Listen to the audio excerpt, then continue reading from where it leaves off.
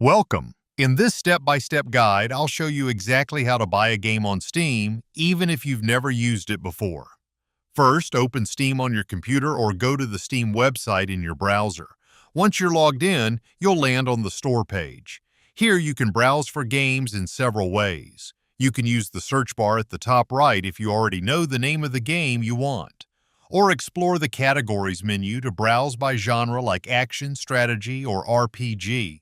You can also check out the Discovery queue, which suggests games based on your interests. Just click through and see what catches your eye. When you find a game you like, click on it to open its store page. Here you'll see trailers, screenshots, reviews, system requirements, and the price. If you decide to buy it, click the Add to Cart button. Next, click View Cart and then Purchase for Myself. Choose your payment method, such as credit card, PayPal, or Steam Wallet, and enter your details. Review your order, then click Purchase to complete the transaction.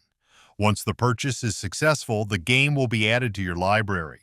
Go to the Library tab, find your game, and click Install. After it finishes downloading, you're ready to play. And that's it. You've successfully bought and installed a game on Steam.